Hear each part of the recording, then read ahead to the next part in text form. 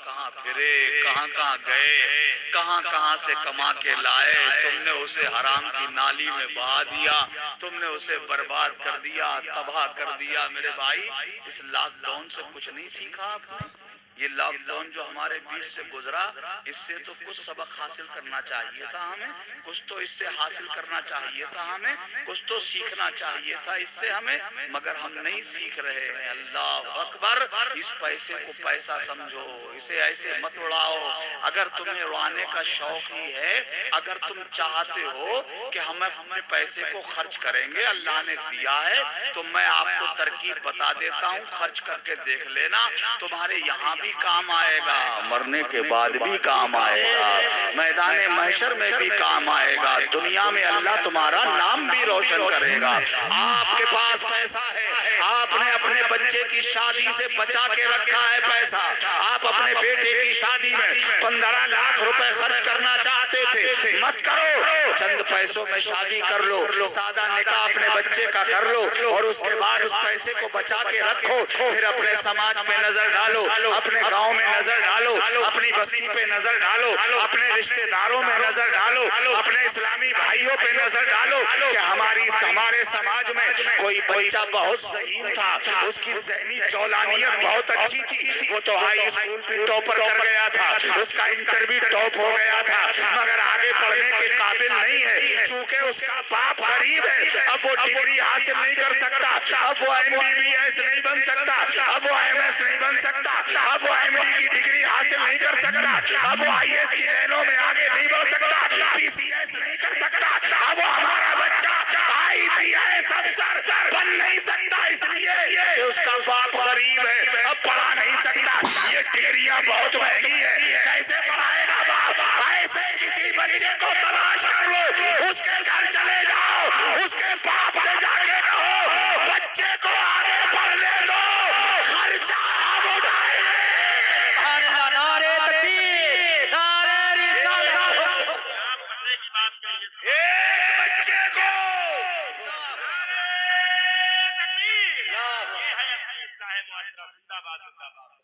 अगर तुमने किसी एक बच्चे को डॉक्टर बना दिया, अगर तुमने किसी एक बच्चे को MBBS करवा दिया, सोचो वो कितने मुसलमानों के काम आएगा।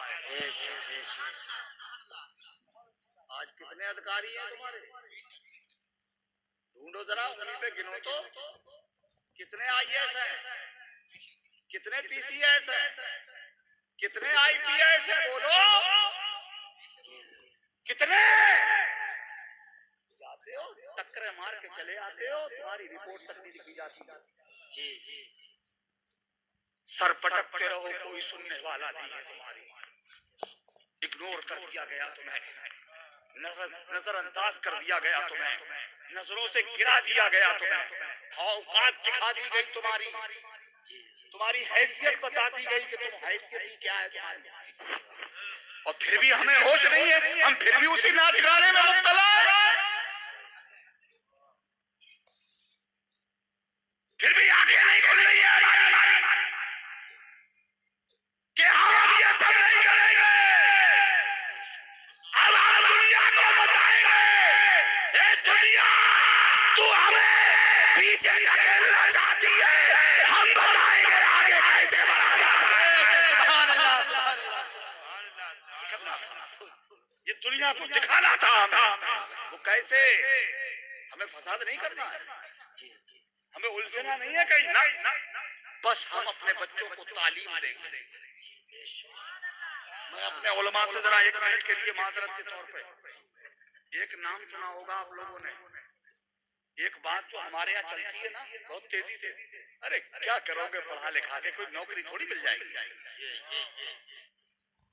ये बहुत, ये सोच देखे आप, ये सोच तुम्हारी बनाई गई है, ये तुम्हारी सोच नहीं है, ये तुम्हारे दिमाग में डाली गई है जी।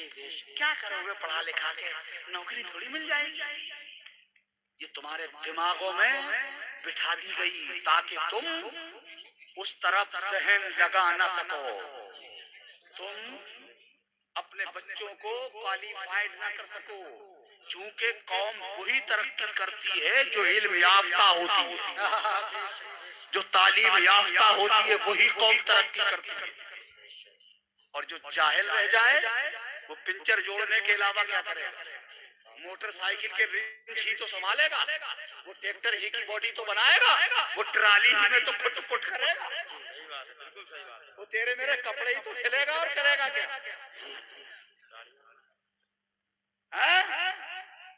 और जब पढ़ा लिखा होगा, तालीम याफ्ता होगा, शिक्षित होगा, एजुकेटेड होगा, तो उसे ये सब करने की जरूरत नहीं पड़ेगी। और ये दिमाग से निकाल दो जो हमारे दिमागों में दिया गया है कि पढ़ा लिखा के क्या होगा, कोई नौकरी थोड़ी मिलेगी। सुनो,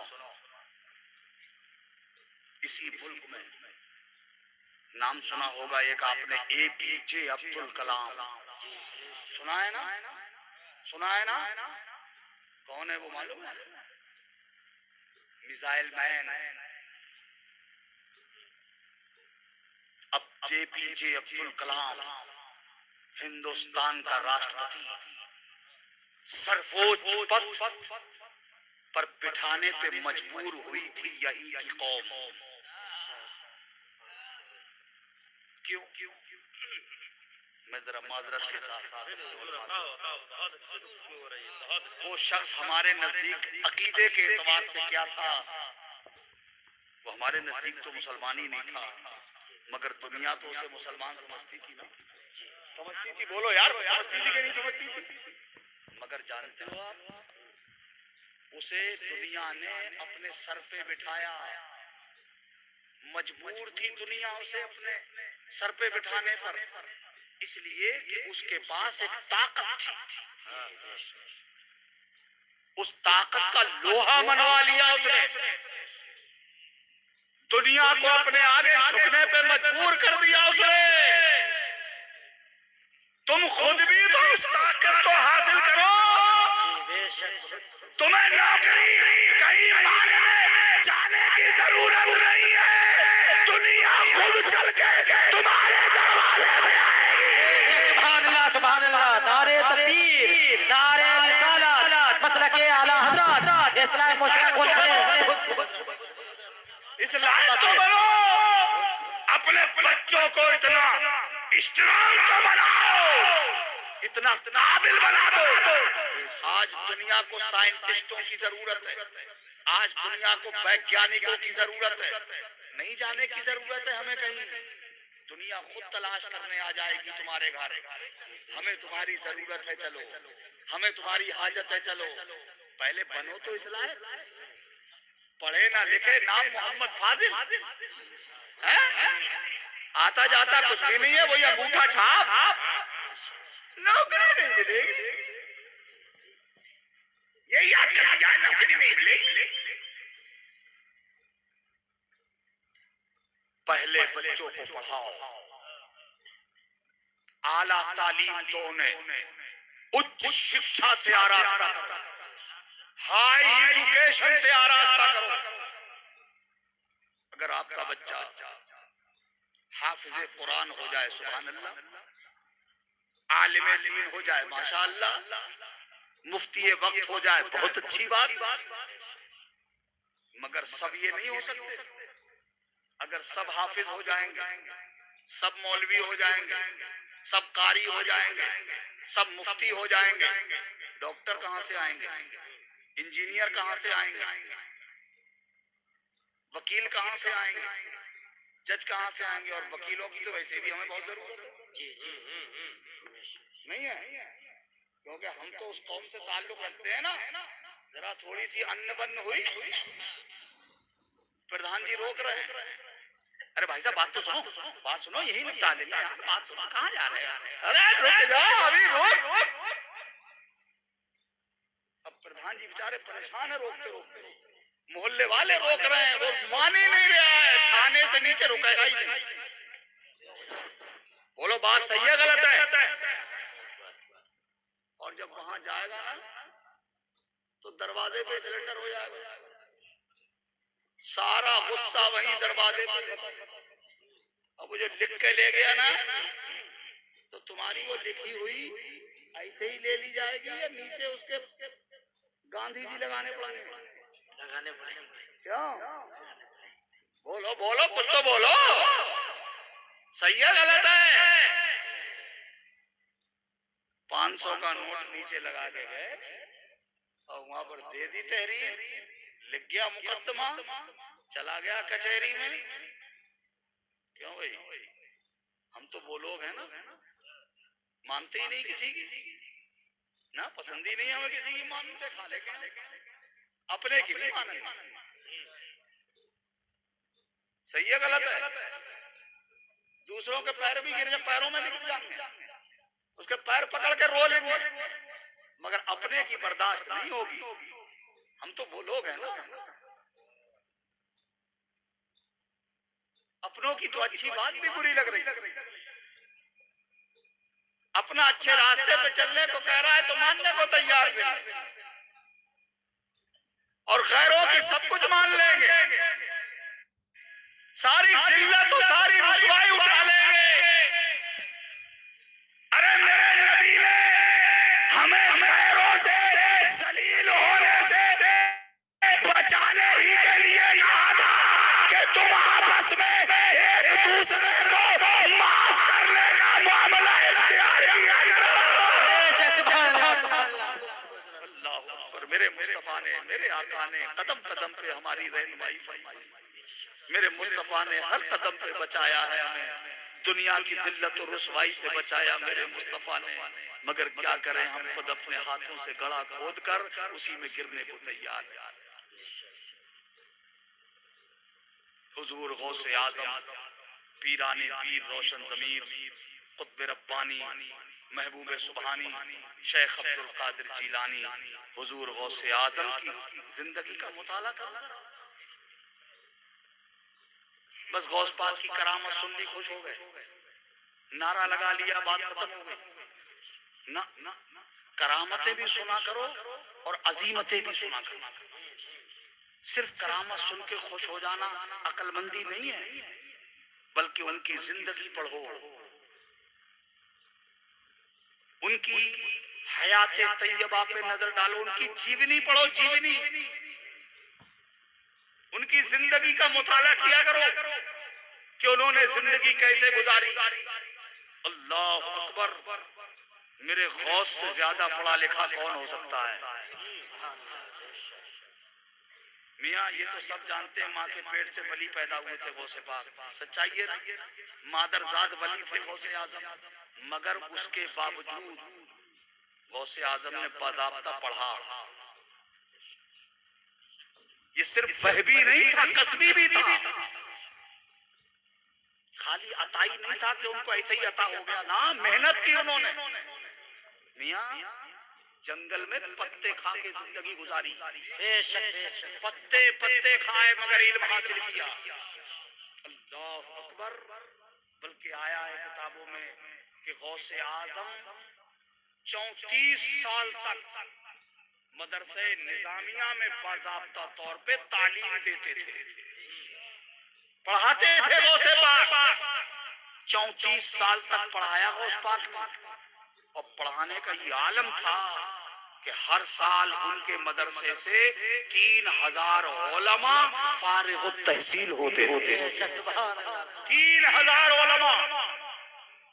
और जो पढ़ने आते थे ना गौस पाक के पास, वो कोई मामूली लोग नहीं होते थे ना, वो अपने वक्त के आफताब और महताब होते थे। अल्लाह।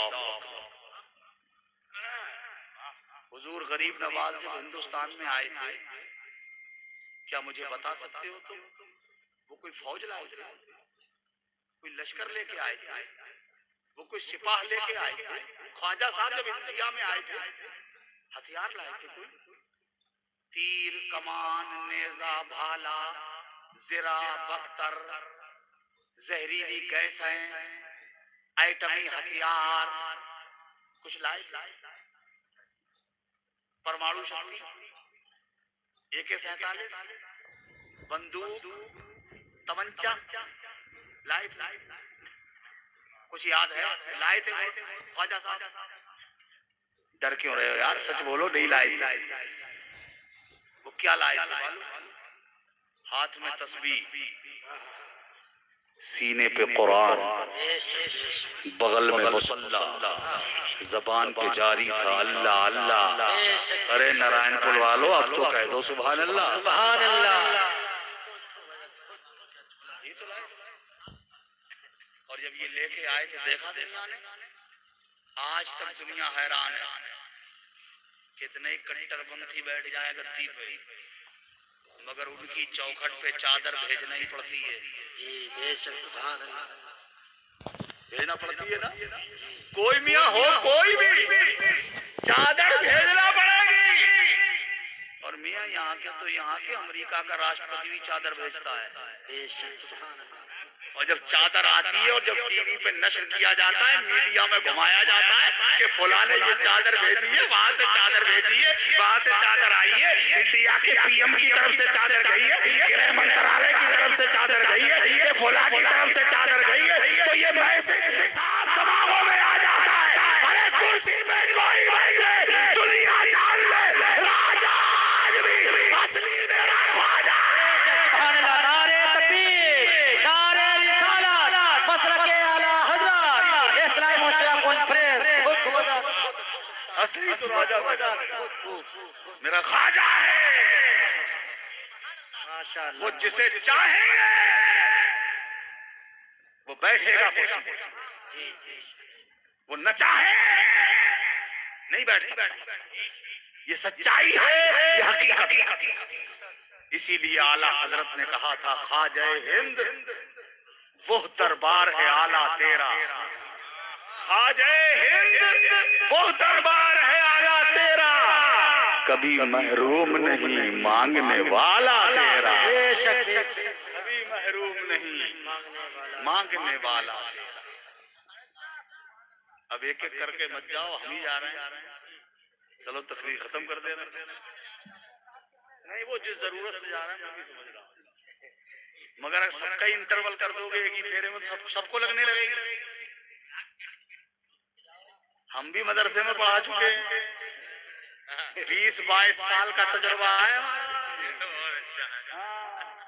हमें पता है, एक बच्चे ने उंगली उठाई और उसे इजाजत दे दो तो दूसरा जरूर उठाएगा, और उसे भी इजाजत दे दी तो फिर 4-5 उठ के हजरत। बहुत तजुर्बा है। अच्छा, जरूरत भी कभी कभी ऐसी हो जाती है कि जिसे गवर्नमेंट भी नहीं रोक सकती, है ना। ऐसी भी जरूरत आ जाती है। और कभी कभी तो हाल बड़ा अजीब हो जाता है। वो एक मौलाना थे, बड़े कर्रे, तकरीर कर रहे थे। एक बच्चा सामने बैठा था, वो उठने को हुआ तो मौलाना बोले बैठ। बेचारा बैठ गया। थोड़ी देर के बाद वो थोड़ा सा फिर उकसा उठने के लिए, मौलाना बोले, बेचारा फिर बैठ गया। उस बच्चे ने कई बार कोशिश की मगर नहीं उठने दिया गया उसे। फिर वो बच्चा आराम से बैठ गया। मौलाना साहब को कुछ रहम आया, बच्चे से बोले, बेटा तुम कहीं जाना चाह रहे थे, चले जाओ। बच्चा बहुत मायूस होकर सर हिला के बोला, हजरत अब मैं नहीं जाऊंगा। तो बोले, पहले तो बहुत जोर कर रहे थे, अब क्या हो गया? बोले, नहीं हजरत अब मैं नहीं जाऊंगा। बोले, क्यों नहीं जाओगे? बोले, हुजूर बात ये है, मैं जिस काम से जाना चाहता था वो यही हो गया है। तो कभी कभी ऐसा भी हो जाता है, इसलिए बहुत सख्ती से पाबंदी भी नहीं लगाई जा सकती, है ना। मगर कुछ जरूरत वाले होते हैं, कुछ बिला जरूरत होते हैं, वो मौके की तलाश में रहते हैं। अल्लाह ताला हम सबको समझ अता फरमाए। मेरे भाइयों, ये बुजुर्गों की हमारी जिंदगी सिर्फ हमारे लिए इसीलिए है कि वो नमूना है हमारे लिए। हम अपनी जिंदगी उसी के मुताबिक गुजारें तो हमें कामयाबी मिलेगी। मियाँ अल्लाह उन्हें इतना कामयाब कर देता था कि जब तक वो जमीन के ऊपर रहते थे तब भी लोग उनकी खिदमत करते थे और जमीन के नीचे चले जाएं फिर भी उन्हीं की चौखट पे सर झुकाते। अल्लाह उन्हें इतनी सरबुलंदी दे देता है। अल्लाह अकबर।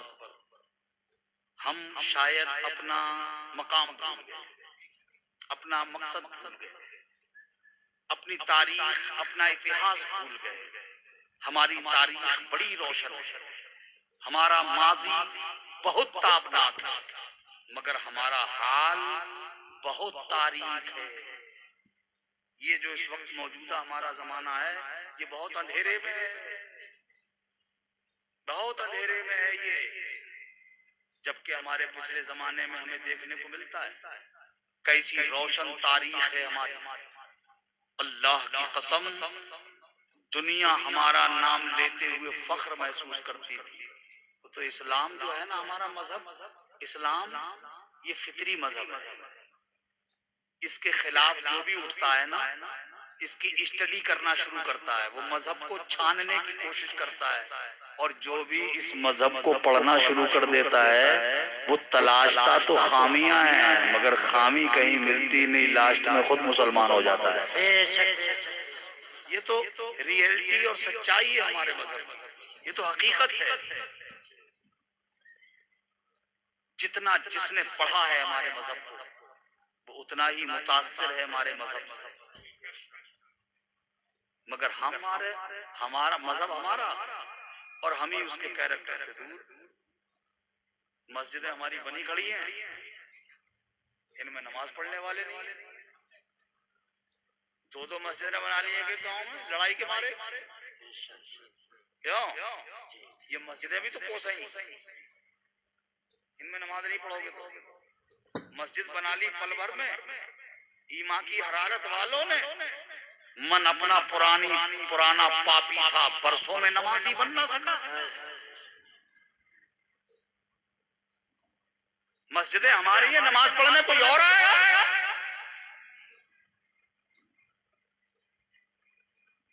दो मस्जिदें बना ली तुमने। जानते हो हदीस पाक में आया है, हुजूर फरमाते हैं जब अजान हो जाती है उसके बाद मस्जिद के रास्ते से जो भी बगैर नमाज पढ़े हुए गुजर जाए तो मस्जिद के दरो दीवार रोने लगते हैं। उसका जर्रा जर्रा रोता है, रो करके अर्ज करता है परवरदिगार तेरा बंदा मुझे छोड़ गया, तू इसे अपनी रहमत से दूर कर दे। अल्लाह की मस्जिद पुकारती है ये मस्जिद। और जब कोई अजान सुनकर मस्जिद में आता है तो मस्जिद खुश हो जाती है, रब के दरबार में अर्ज करती है परवरदिगार तेरे बंदे ने मुझे खुश कर दिया है, तू अपने बंदे को नवाज दे। कितनी नमाजें पढ़ते हैं हम लोग? मुझे तो लगता है जुमा तक बहुत कम लोग पढ़ते होंगे यहाँ, शायद 2-4 हो जाते। इमाम साहब हैं? कौन से इमाम साहब? अच्छा हजरत आप हैं? लो यही मिल गई शहादत। बहुत तजर्बा आया हमें,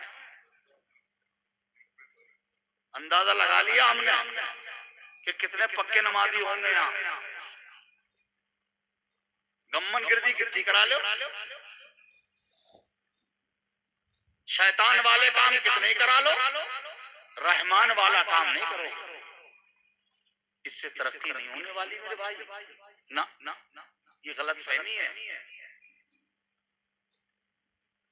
जब आप अल्लाह का बनाया आपने, इसे आबाद करोगे, इसमें नमाज पढ़ने जाओगे, कितनों को नमाज याद होगी आप में से? माशाल्लाह आप तो करनापुर के हो।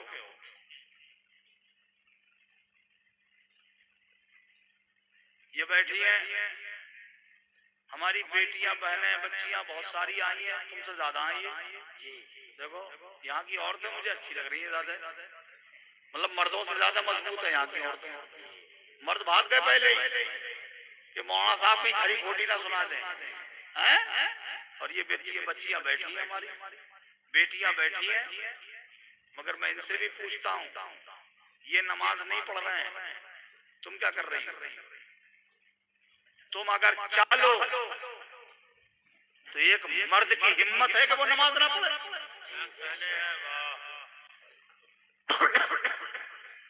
अगर हमारी बेटी चाह ले, हमारी माँ चाह ले, हमारी बीवी चाह ले, हमारी बहन चाह ले, तो बोलो हर मर्द नमाजी होगा कि नहीं होगा? हर एक नमाज पढ़ने जाएगा कि नहीं जाएगा? अब कोई मेरी माँ ये कह सकती है कि हजरत हमने बहुत कोशिश की अपने बच्चे को जगाने की, हमने बहुत कोशिश की अपने बच्चे को बेदार करने की, मगर मेरा बेटा करवट लेके सोता ही रहा, वो जागने को तैयार नहीं हुआ। तो मैं कहता हूँ ए मेरी बहन बेटियों, एक मैं तुम्हें मैसेज देके जा रहा हूँ, एक पैगाम देके जा रहा हूँ, इस पे अमल करके देख लेना। ए माँ, अब तक तू अपने बेटे को जगाती रही मगर तेरा बेटा नहीं जागा। अब तू अपने बेटे को जगाना बंद कर दे, अब तू उसे मत जगा।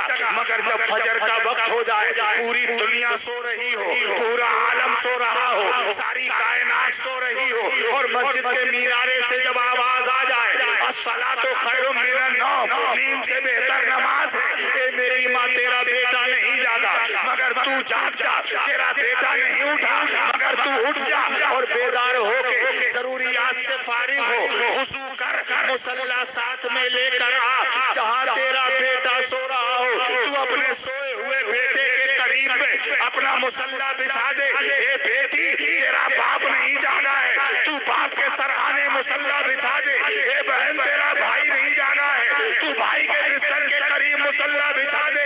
ए बीवी, तेरा शौहर नहीं जागा है, तू शौहर के बिस्तर के करीब में मुसल्ला बिछा दे। ए मेरी माँ, तेरा ये बेटा कब तक बेगैरत बना हुआ बिस्तर पे पड़ा रहेगा? कभी तो इसकी आंख खुलेगी, कभी तो ये जागेगा और जाग के देखेगा कि मेरी माँ बुढ़ापे में नमाज पढ़ रही है और मैं जवान होके बिस्तर पे पड़ा हूँ। कभी तो इसे शर्म आएगी, कभी तो इसकी गैरत जागेगी, ये उठेगा, मस्जिद को चला जाएगा। एक बाप अपनी बेटी को नमाज पढ़ते देखेगा, उसे शर्म आएगी, उठेगा, मस्जिद को चला जाएगा। एक भाई अपनी बहन को नमाज पढ़ते देखेगा, उठेगा, मस्जिद को चला जाएगा। एक शौहर अपनी बीवी को नमाज पढ़ते देखेगा, उठेगा, मस्जिद को चला जाएगा। इधर मर्द जागेंगे, उधर अर्श के फरिश्ते कहेंगे ए अल्लाह, जमीन पे तेरी बंदियों ने तेरे बंदों को जगा दिया। नारे तकबीर, नारे रिसालत, मसलके फैज़ाने उलमाए किराम, तेरे बंदों को जगा दिया है। अल्लाह की रहमत पुकारेगी, फरिश्तों गवाह हो जाओ, मैंने अपने बंदों को भी बख्श दिया है और अपनी बंदियों को भी बख्श दिया। सुभान अल्लाह। जागो मेरी बहनों, ये मेरी बेटियों, तुम्हें मोबाइल चलाने से फुर्सत नहीं है? अब तो ये बच्चे तो बच्चे, लड़के तो लड़के, घरों में जवान जवान बेटियों के पास ये बड़े बड़े मोबाइल हैं।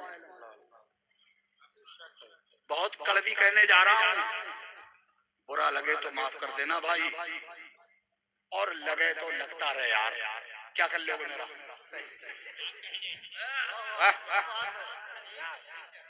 बात ये सही, बहुत कड़वी कहने जा रहा हूँ। एक बात मुझे बताओ, मैं बात करने वाला मौजूद हूँ, मेरी बेटी किससे बात करेगी? मेरा बेटा बात करने वाला मौजूद है, बात करेगी, ये बताओ क्या जरूरत है मेरी बेटी को मोबाइल